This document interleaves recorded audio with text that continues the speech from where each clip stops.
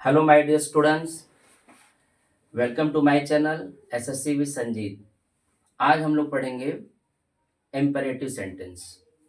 सबसे पहले मैं आपको बताता हूँ एसएससी विद संजीत ये एक चैनल है। आप सभी लोग इस चैनल को लाइक करें, सब्सक्राइब करें और बेल आइकन को दबाएं, है ना।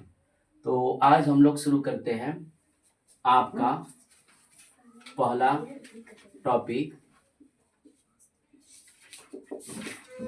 इम्परेटिव सेंटेंस, जिसे आदेशात्मक वाक्य कहते हैं। तो इम्परेटिव सेंटेंस क्या होता है? इम्परेटिव सेंटेंस से आदेश का भाव, सलाह का भाव, सुझाव का भाव तथा आज्ञा का भाव सारे कुछ प्रकट होते हैं। तो जैसा कि हम यहाँ पे आपको बताएंगे, ऐसे वाक्यों से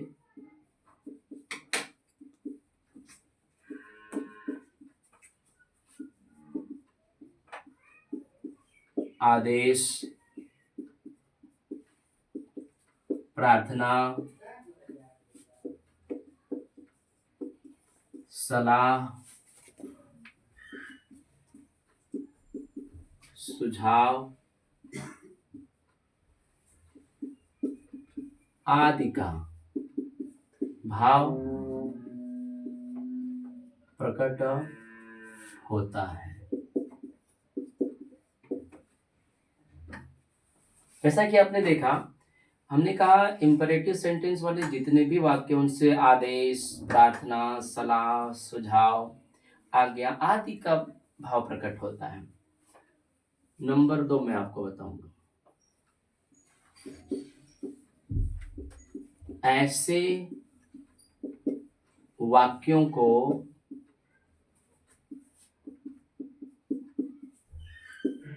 सीधे वर्ब से बनाया जाता है। जैसा देखा, मैंने कहा इसमें सब्जेक्ट की आवश्यकता नहीं होती, ये सीधे वर्ब से बनाए जाते हैं। ऐसे वाक्यों में सब्जेक्ट यू छिपा होता है।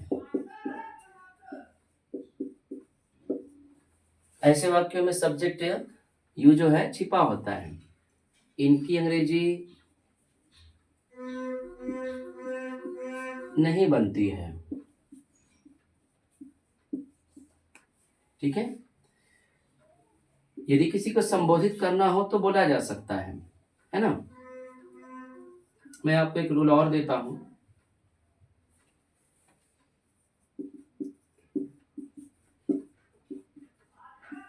अकेले जो है वर्ब से वाक्य बनाया जाता है या बन सकता है।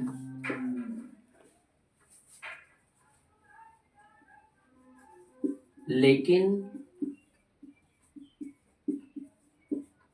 बिना वर्ब के वाक्य नहीं बनता या नहीं बन सकता है। तो आइए एग्जाम्पल में देखते हैं कि ये कौन से वर्ब होते हैं, नहीं वो वाक्य कौन से होते हैं, ठीक है ना। अब मैं थोड़ा सा साफ लिख देता हूं ताकि आपको समझ में आए, ठीक है। ध्यान दीजिएगा। ओके, तो सबसे पहले देखते हैं ये आदेश। मैं आदेश वाले वाक्य से आपको बताऊंगा कि वो वाक्य कौन से शुरू होते हैं, है ना। तो मैं आपको बताऊंगा कि उसको कैसे बनाते हैं। तो सबसे पहले मैं आपको एक चीज ध्यान देता हूं। Okay,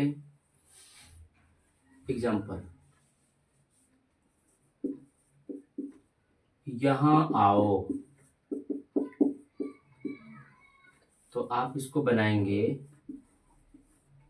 come here. अब आप देखिए यहाँ पे सब्जेक्ट नहीं है, और कौन आओ, तुम आओ, यानी कि ये हिडन है, यानी कि ये छुपा हुआ है, इसे बोलने की आवश्यकता नहीं है। अब मैं कहूंगा दूसरा, जाओ, तो इसे हम कहेंगे गो।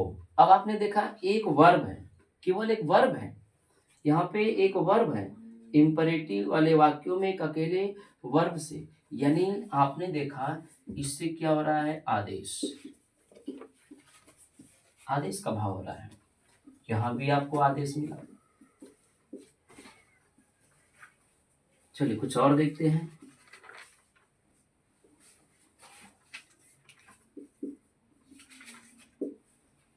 उसे बुलाओ,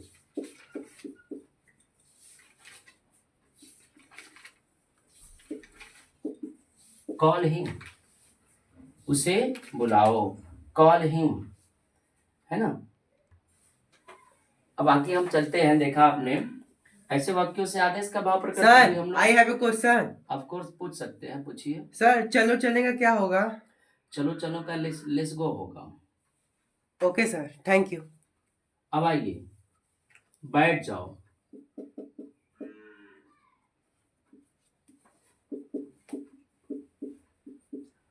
सिट डाउन, ओके। अपना काम करो,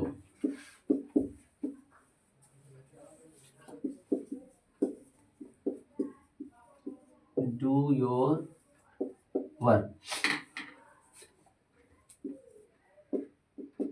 आपने देखा, बैठ जाओ, सिट डाउन, अपना काम करो, डू योर वर्क।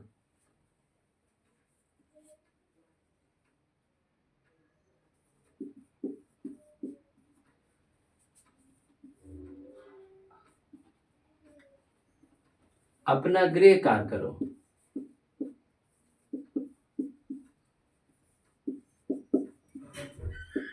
क्या करेंगे, डू योर होमवर्क।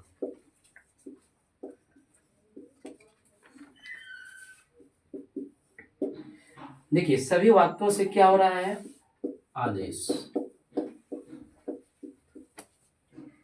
लेकिन हम आपको बता दें, स्पीकिंग में किसी को आदेश देना उचित नहीं होता है। आप ऐसे ग्रामर में भले ही लिख लें, लेकिन जब किसी को हो तो वहाँ पे हम उन्हें प्लीज से बोलना चाहिए, कैंडली से बोलें, है ना। Please sit down, please do your homework, please do your work. Excuse me sir, I have a question. बोलिए। सर, ऐसा काम मत करो को कैसे बोलेंगे? ऐसा काम मत करो,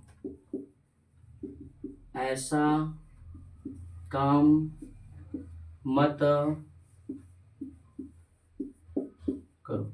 अब आप इसको कैसे बनाएंगे, आप इसको डू से बनाएंगे, यानी डोंट से। डोंट का मतलब होता है किसी काम को मना करने के लिए, है ना। जैसे मैं बता दूं, डोंट, डोंट का मतलब होता है मत करो, किसी काम को मना करना, किसी काम को मना करना, मत करो के लिए या मना करना, ठीक है। जैसे ऐसा काम मत करो, don't do such a work, हो गया। अब आपको मैं बताऊंगा आगे।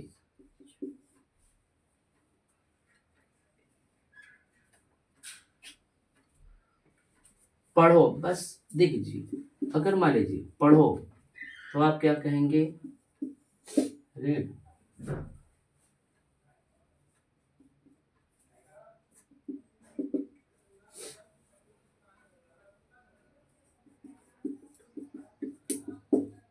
मुझसे बात करो, टॉक टू मी। इस प्रकार आपने देखा सभी वाक्यों से इम्पेरेटिव, यानी सारे वाक्यों से क्या हो रहा है, आदत का भाव प्रकट हो रहा है। और जैसे आपको मना करना हो, जिससे निषेध का भाव, यानी डोंट से निषेध का भाव प्रकट होता है, यानी मत करो, मना करना किसी काम को। और डोंट का यदि प्रयोग करना है तो डोंट को पहले रखते हैं, don't do such a work, है ना। और दूसरा क्या है, जैसे आपने किसी को कहा पढ़ो तो कैसे बोलेंगे, रीड, मुझसे बात करो, टॉक टू मी। तो आई होप कि आपको पसंद आया होगा और thank you. Sir I have a question. Of course. बुरी संगति।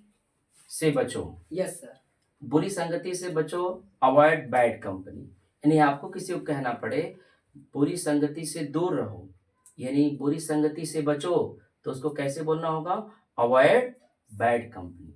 मैं अगले नेक्स्ट वीडियो में आपके लिए स्पोकन की क्लास लेके आऊँगा। Okay, thank you.